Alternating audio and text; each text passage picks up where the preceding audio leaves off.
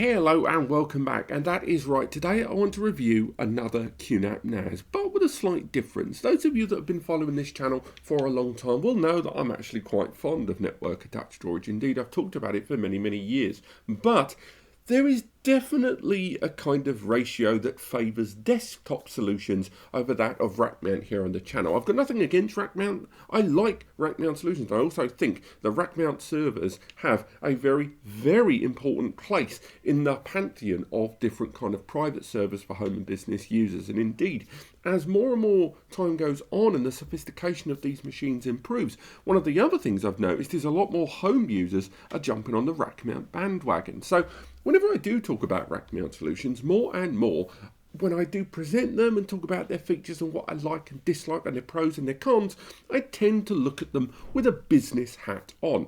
But solutions like this are kind of creating this grey area in the middle. They are entry-level rack mounts. Now that means that these are solutions that, of course, business users that are getting, moving away from your Dropbox, your Google Drive and stuff like that and going towards their own in-house data storage are looking at as an affordable solution, but also home users that want to have a rack mount because of the way it's deployed and kind of its robust design, and because of the discretion with which you can install it in terms of scale, particularly this one that I'll get onto later on, are getting more and more attracted to. And solutions like this and that lovely little grey area in the middle are why we're going to be talking more and more about rack mounts this year and probably next year as well. But why this solution? Because this isn't the first time like QNAP have ever released a rather discreet, understated entry-level rack mount. They've been doing it for years. Indeed, they're not the only ones. The other brands, Synology, TerraMaster, AceDoor, they've all got them. But why this one? Why does this one stand out? Well, it stands out for two main reasons. One, what you're getting for the money. This is the TS-435XeU. That's going to be a tough old name to remember, so I think I'm just going to call it the 435 in this video. Arrives for about 550 quid. So that's 550 quid. Doesn't really factor in your local tax, of course. But that's for a 4-bay rack mount that's got 10 GBE, that's got NVMe SSD caching options, has got 2.5 GBE, and has got a quad-core processor in there, quite a modern gen as well. That is a hell of a price tag there when you factor in that there's a 4-bay here, the part of their latest generation prosumer 4-bay, that costs about the same price. And this is a rack mount. Rack mounts are supposed to be more expensive. They're supposed to have you are a business tax strapped on.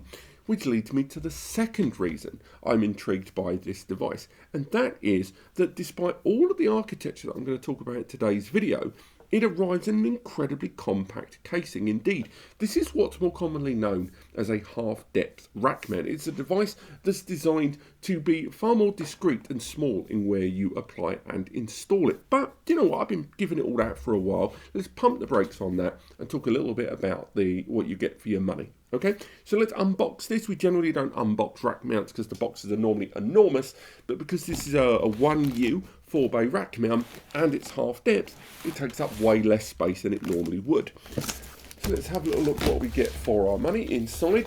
Again, packaging is going to be fairly boring because it's a rack mount, but we've got the unit all held in there inside that big old hard phone there. I don't know what I just knocked over behind me. We've got a UK mains power lead, again, not really exciting. Got a box of accessories. Let's have a little look at what accessories we get in this. We have our first time installation guide.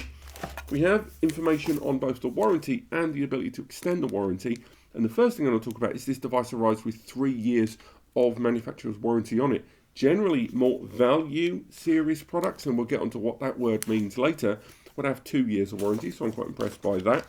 We've also got screws for installing 2.5 and 3.5 inch drives. We are going to grab those 2.5 inch screws as well because we are going to do a noise test on this later. We've also got the parts to add handles, pullable hooks onto this if you are going to deploy this on a rack cabinet, so if you want to use like sliding rails. And we've got a single LAN cable there. Again, kind of surprised there's only one cable. You can say what you want about sustainability, and I know you don't really want to, promote waste, but this is a system that's got 2 Ethernet cable ports there on the rear for copper, and we're going to talk about fiber later on. So I'm surprised there's only the one cable there for business. That's about it, really. One thing that is missing from there, and again, I've touched on this in other videos, but I'm going to touch on it again here. So sorry for the repetition, but where are the heat sinks? I don't like that brands, particularly QNAP in this instance, are rolling out M2 NVMe SSD bays so you can install the likes of the WD Red or the Seagate Iron Wolf series of SSDs to bolster your system with like tiered storage or caching or lots of different methods like that, or use them as raw storage pools. But they're not arriving with heat sinks, and these SSDs can get tremendously hot. And yes, we are going to talk a little bit more about those M2 slots later on, but I don't like that QNAP doesn't seem to be including the heat sinks. They used to include them, the little adhesive heat sinks that you could just stick onto the SSD, so when they get overly hot, or the controller would get overworked and hot, particularly in caching, which is going to be dealing with lots of smaller kind of random level access files there. I'm a bit disappointed about the lack of heat sinks there. It's a small thing, but it always surprises me that QNAP have stopped including them, which leads us, of course, to the NAS itself. So again, very rarely do I get to hold a rack mount with one arm. That's a rare thing. So we remove that foam. Again, that big foam there. That is the depth of this rack mount. So again, straight away, the very idea that we could have a rack mount that I can hold on a table like that is pretty bloody impressive. We remove the plastic here. Get to the unit itself. Let's get rid of that plug as well.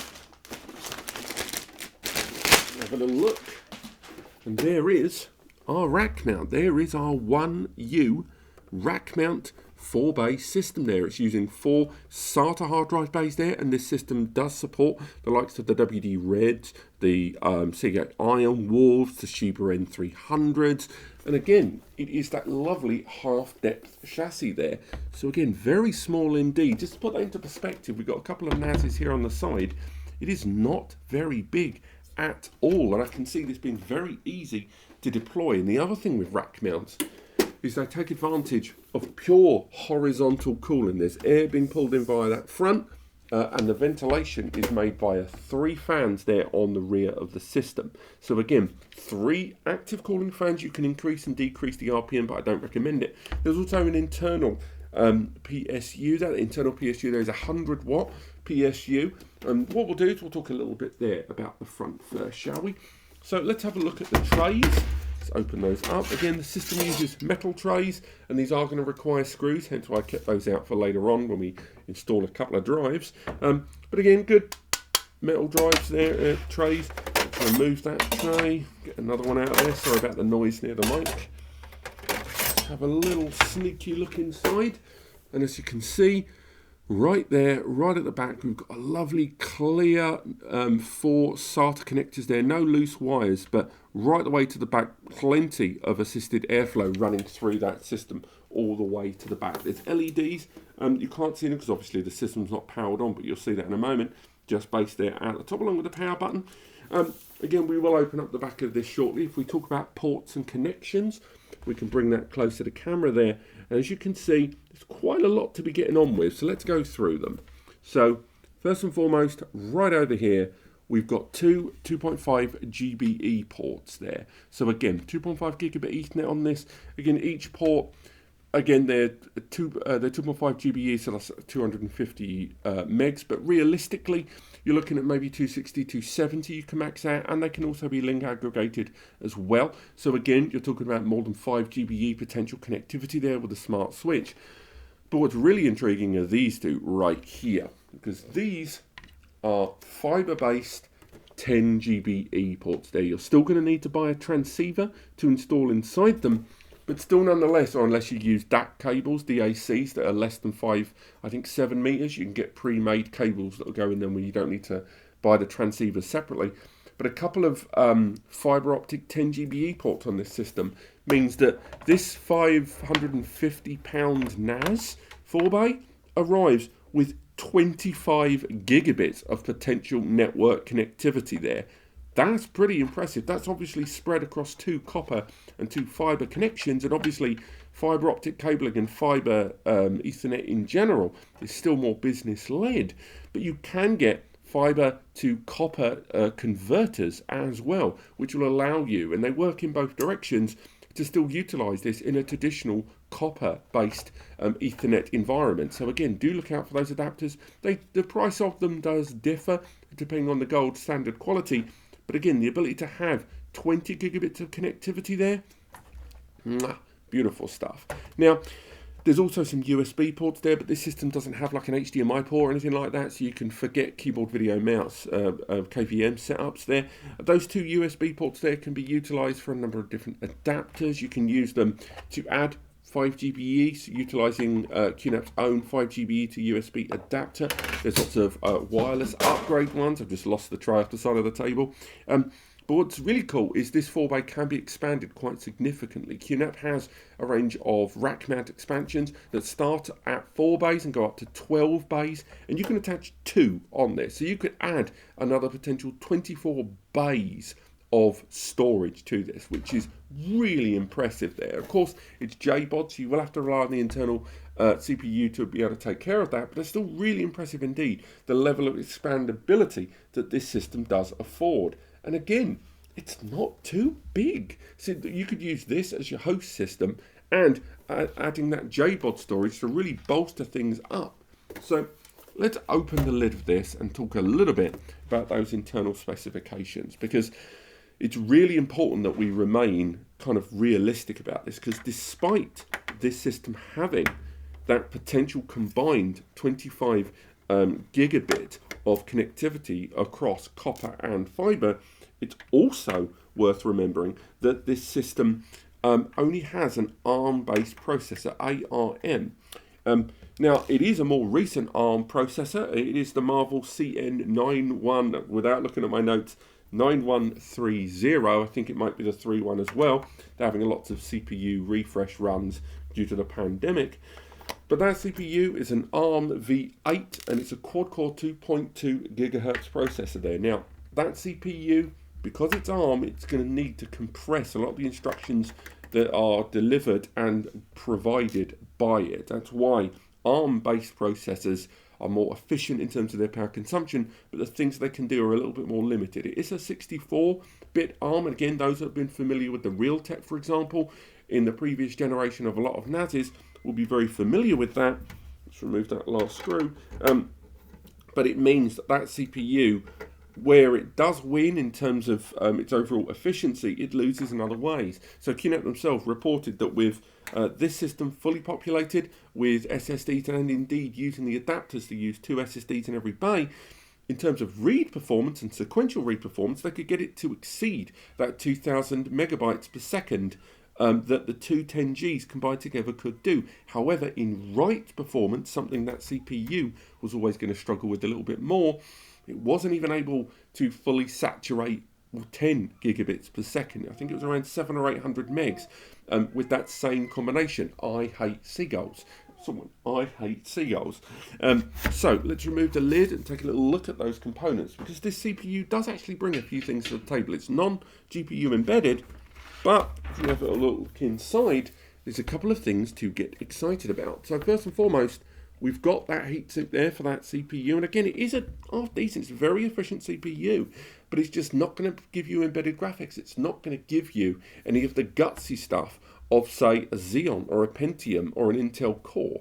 There is the two M2 NVMe slots there, and again, as good as they are, and I'm glad they're on there, it's worth bearing in mind that due to the CPU and the amount it's had to spread itself out, this more efficient chipset, the result is that PCI lanes and chipset, that those are PCIe Gen 3 times 1 each, which means each of those bays will only be able to give you 1000 megs per SSD. Now 1000 megs is great, but given that a lot of the SSDs that I've just talked about that will go in those bays can give you 3000 megs and above, that's a real shame that it's going to bottleneck them. I understand why, because that CPU can only be spread so thin, but those two bays there, it would have been great to see them do more.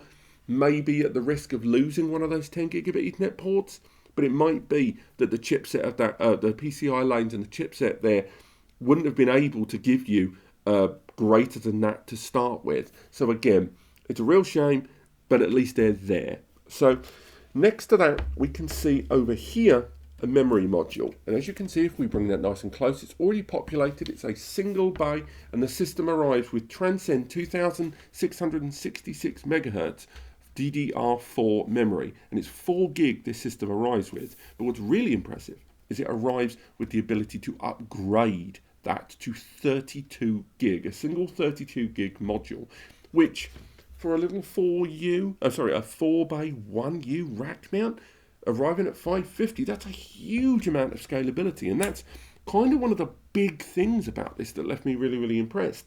The fact you can upgrade the memory to 32 gig, the fact it can be scaled up with the two 10 GBE ports, the fact it can have another 24 bays of combined expansion storage, the fact that you can add M2 NVMe SSDs there.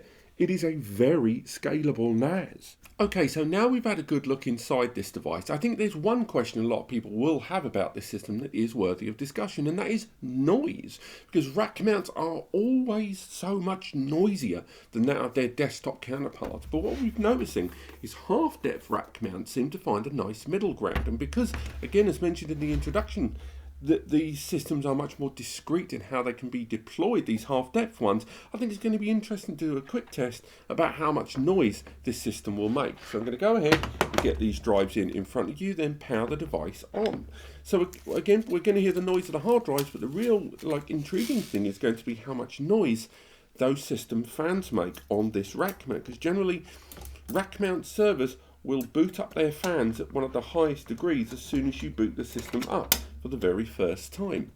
I mean, again, as far as software is, although this is a hardware review, I think we should touch on the software, because for the most part, I'm really happy with how QNAP's QTS software runs on this device. But I'm not completely happy, because there's a few areas of contention and a few things you should probably know about this system before you go ahead and thwack your money on the table. First and foremost, it utilises the latest revision of QTS there. So again, you've got all of those features and applications, everything from file management with File Station, Q Filing, Q Search, lots of different applications to allow you to synchronize with cloud platforms. On top of that, you've got the ability to have a multi-tier backup solution with the likes of hybrid backup synchronization, or hybrid backup sync 3 even, on this, that allows you to create that multi-tiered and multi-site backup. On top of that, you've got the likes of photo, video and music applications that allow you to have tailored access to the media on your system if you're going to use it as a media server. There is support of DLNA media server, support for things like Plex media server, and of course multimedia console from QNAP that allows you to completely manage all the indexing and transcoding and imagery of your data, and how things are indexed and thumbnails generated around the way you want it to be, with your files and directories being targeted. Now, I say all of that and I mention the word transcoding. That is kind of a problem on this system, because that CPU not featuring embedded graphics means that transcoding is going to be largely nil. Yes, there are Realtek ARM based processors, and there are Marvell processors out there that are 64-bit ARM CPUs that can support transcoding, but still, nonetheless, this is not going to be a system that's going to do very well. Yes, we'll do a Plex media server test on this system like we do most NASs, but it's worth bearing in mind that, again, as far as transcoding is concerned and changing your multimedia and even 4K playback, this is not going to be a system for you. And although there are more applications I can talk about for containers, lots of applications I can talk about for security with the Security Counselor, and QNAP's had something of a bumpy road this last 18 to 24 months in terms of their security being the target of multiple ransomware attacks.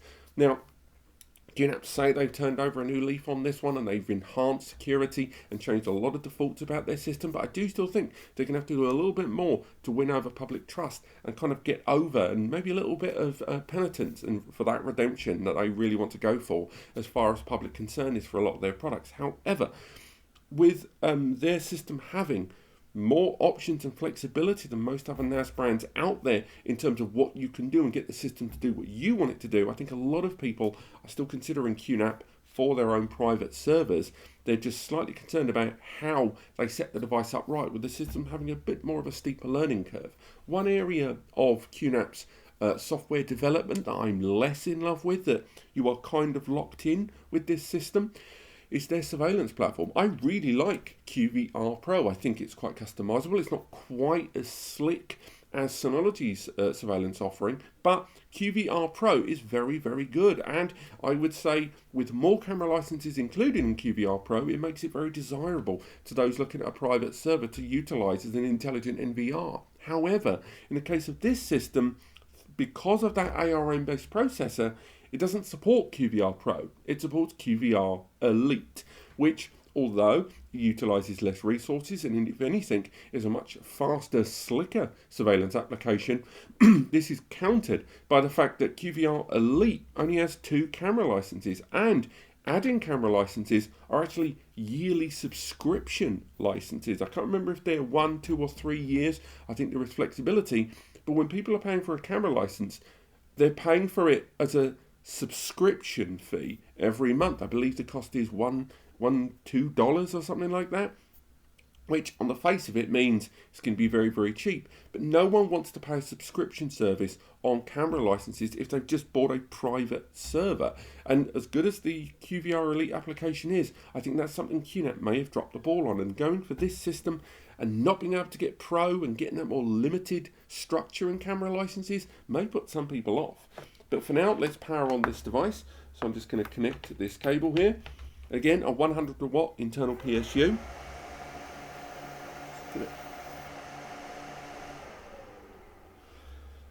So the noise you just heard is what the fans are going to sound like if this goes up to full utilization. So again, now we're going to have some idle. So we've got the hard drives there running there at the front. We will be doing a software overview for this system. Let's have a little listen. That's pretty darn quiet. We've got the beeps. I can hear the drives being accessed now as well. Again, barely a foot away from the microphone there. Most rack mounts at this point would have had a persistent noise by now. So again, I know it's a 1U. The fans are definitely spinning, but that is not a noisy NAS. Of course, the noise will differ later on when the system's in operation. We're still talking about an ARM-based processor. We're still talking about a system with all of that backloaded heat sinks there. You saw even the PSU was non-caged. They need that air to be running around the whole thing at all times. But I've got to say, as far as initial operation and booting up, that's actually pretty impressive. I'll try and make a point during my software and Plex reviews, maybe even the Surveiller one, because I've still got to show you guys videos demonstrating the real differences between QVR Elite and Pro. But when I do that, I'll make sure this system is close to the mic so we can get a better understanding of the noise this is going to generate when in operation. But let's wrap up everything we've learned about this system today. Overall, I'm happy with it. It wouldn't be my first choice for a rack mount, but then I'm the sort of user that's going to go Intel. It's going to go heftier Ryzen-based processor. But if I go for that, a 1U rack mount with those sort of specifications and architecture, I'm looking at £750, maybe £850 at the lowest end, and it's not going to be half-depth like this. This system at $550 brings a lot of hardware options and scalability at that price tag that I think a lot of people making their first tippity toes into the world of rack mount storage are genuinely going to appreciate. Other things I love, other than that value for money, it's a dual port 10GBE system for, a little over $500. That's really, really impressive to me. Also on top of that, that 32 gig scalability and NVMe SSD cache, I'm a real big fan, and the scale of the thing, while giving you that options to upgrade a lot of its components on day one, or day 100, 200, 300, for me is really impressive. Also, upgrading that storage there on this 4U rack mount to add up to a potential 24 bays of storage, yum yum. That is going to be great for archiving down the line, and of course, as those are JBOD storage, this system's still going to be managing everything, which may be offset in terms of its performance sometimes, particularly if you're going to use encryption, but still nonetheless, that's still incredibly impressive. And I should touch on, I forgot to mention, that this CPU does support ECC memory, although when you do use ECC memory, it will lower that frequency there quite notably. I think that's probably why QNAP aren't shouting too loud about the ECC memory support of this system. Now, one of the things I don't like about this NAS, firstly, there's no PCIe upgradable slot. That really surprises me, because I think a rack mount for me should almost always have a PCIe upgrade slot. Now, counter to that, it's got a couple of 10G ports. I'm not sure what I would add, but still nonetheless, having the option to add further ports or storage cards via PCIe would have been nice. The same goes for those ports being SFP and not copper. There isn't a copper version of this. If you want copper-based ports, you've got to go for that Intel one and spend another £2, £3, maybe even £350. On top of that, the NVMe SSD ports, I understand being limited to 1000 megabytes per second, is most certainly going to be down to that CPU, PCI lanes and the chipset. But still nonetheless, I don't like the fact that I'm going to be using SSDs that could potentially hit 3000 megs, and this system is going to have to limit them to 1000 megs.